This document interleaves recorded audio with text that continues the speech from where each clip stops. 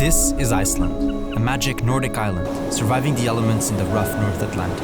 Its multitude of breathtaking landscapes are the stuff of dreams, and they're also home to various species of wildlife that thrive amongst the volcanoes, the glaciers, and the sea.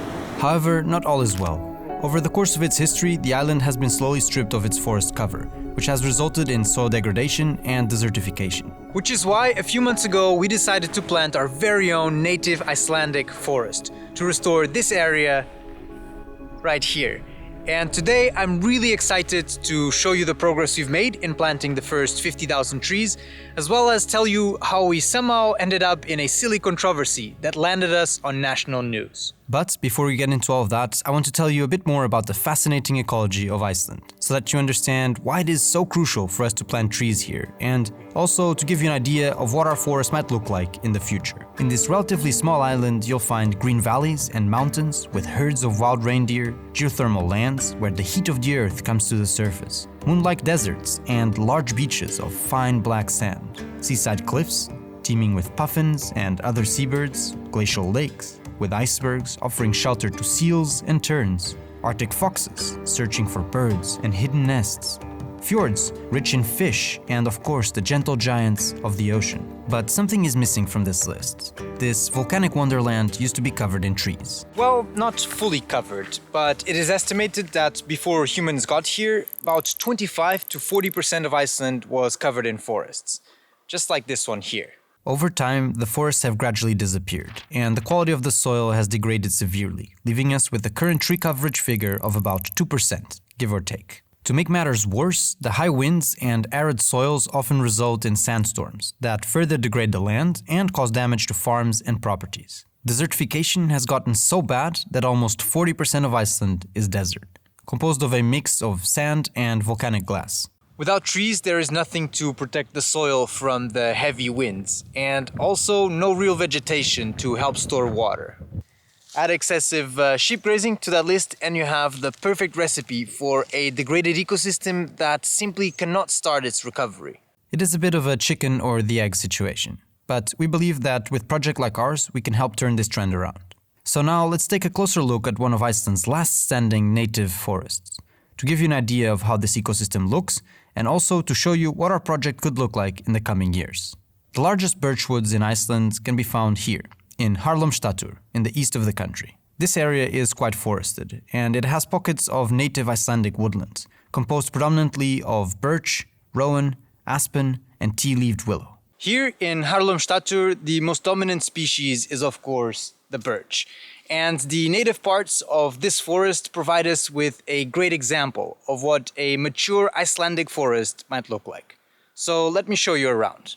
When entering this forest, the taller and older trees are the first and most obvious thing you notice. I mean, Iceland mostly looks like this, and its forests often look like this. So seeing an older birchwood is rather different. The canopy is also closed up, so that you actually feel as if you're in a real forest. Then, in the understory, you will find beautiful flowers, a rich carpet of moss, and fungi popping up everywhere. So, one of the things that we only find in old-growth forests is deadwood, and the microcosm of life that takes advantage of that habitat. Deadwood is essential because it helps create soil, but in addition to that, it also harbors a variety of species, including insects, but of course also lichen, moss, and beautiful fungi. The forest also provides shelter to all kinds of birds that don't fare as well out in the open. So there's quite a big difference between this and this, our planting area. They should both look the same, but as you can see, there's a lot of work to be done. So hopefully now you understand why these trees are so crucial and why we want to plant our very own native Icelandic forest. Now, before I show you our planting area and before I explain to you how we made national news, I think that some of you who are new around here might be wondering how we get the time and the money to do all this. And that is a really important question. So let me explain. Here at Mossy Earth, we run a membership that aims to reforest and rewild the landscape. We do so through a variety of projects, including regular tree planting in places like Iceland, the Danube, or the Carpathians, but also extending to rewilding projects, such as flooding forests to create wetlands, reintroducing missing species, and even helping create kelp forests in the ocean. among many other such projects. I think it is really fun, but above all, of course, it is impactful, and it is actually pretty cheap to join. The membership starts at the price of a fancy Icelandic craft beer, or a couple of boxes of Rán. So if you're interested in becoming a member and supporting projects like this one, you can head over to mossy.earth to see what we're all about. There'll be a link in the description and also in a pinned comment down below. So the plot of land that the Icelandic Forest Service had initially assigned to us, and the one that I showed you in the last video, was here, in the west of the country. Unfortunately, the team were forced to suspend the planting there after only 6,000 trees got planted, because they received a complaint. Basically what happened was that someone complained about an access road to the planting site being fixed up, and the local council temporarily suspended the planting. So yeah, it seems that even the government runs into bureaucracy sometimes. Now, precisely because we work with the government's Forest Service, this was not a big issue, and they quickly assigned us a new plot of land here, about 120 kilometers east of Reykjavik. Then, to our amusement, just the other day, one of our members came across an article in the Morgunblaðið, Iceland's morning newspaper. This article got into the juicy ins and outs of the planting location change, but for us, what was cool was that it highlighted the fact that we are focused on planting native species, and the fact that we prioritize that over any carbon sequestration goals. That was spot on. Those native trees come from this nursery here, and the species that we are planting are of course the same mix as the native forests. So that is predominantly birch, like this patch right here, and then also rowan and tea-leaved willow. Our new planting area is on the side of Skriðhufell, which is a hill with an elevation of 270 meters.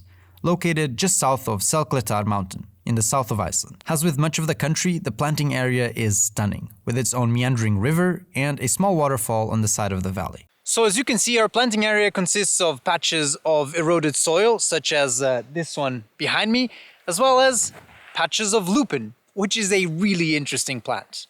It is invasive and it spreads rapidly, but it also improves the quality of the soil, and it looks really good, and it smells really good. So there's been quite a bit of debate in Iceland as to whether people should let it spread or whether they should get rid of it. So I'm actually quite curious what you guys think. So please let me know in the comments below. We are for sure making a video about this plant as it's a really interesting story. So I'll be using some of those comments in the next video. As a side note, if you're a member and you want to take a better look at the area, you can log into your account and browse the map here to see the lay of the land. And then you can also check out the various 360-degree photos from different perspectives. So we actually decided to plant 50,000 of these trees in this planting area right here.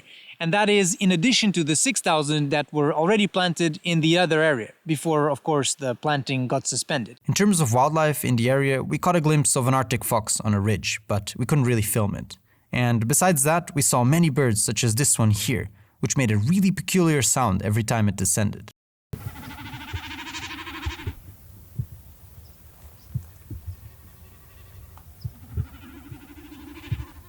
So we have our theories from some Googling, and I think we got it right, but I'm always curious to hear, how do you think they make that sound, and also why do they make it? All of this is already really exciting, and if we stop now, these 56,000 trees would be making an impact on the landscape.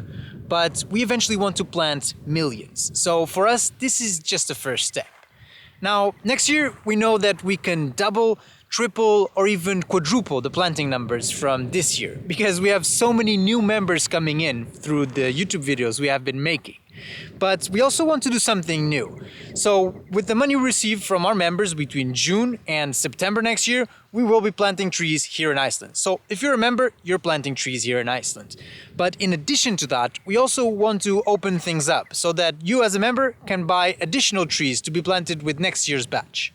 To plant extra trees here as a member, simply head over to your account at mossy.earth. There, in the Extra Trees tab, you'll be able to, well, pay for extra trees. We set the price at €2, but we believe the final cost per tree we'll achieve will be significantly lower. So our goal will be to simply use 80% of the money for impact. And if there's any leftover cash after we plant all the trees, it will be added to the funding of a future rewilding project here in Iceland, such as an ambitious wetland restoration project in the Highlands. I think this project is a perfect example of tree planting done right, because it contributes to the rewilding of an area. And for me personally, I'm really excited to be here in Iceland and to see all of this amazing area that we're trying to restore, and to picture how will all of this look when it's covered in trees. And I hope to come here in 20, 30 years and be walking in a forest. So all of this is only possible because of our members. I've said it many times in this video, and I'm sorry if I repeat myself a lot, but the funding we get from our members is crucial. It's what makes this work here possible. So if you're already a member, please remember to, tell a friend, ask a family member if they would like to become a member. And if you're not yet a member, please check out our website. We have loads of things that you can read about how our membership works. We have so many different projects. And if you're still not sure if you'd like to become a member, you can even book a call with someone in the team to chat about the projects. So again, a really big thank you. And I look forward to showing you how this project progresses over the years. Until next time. Cheers!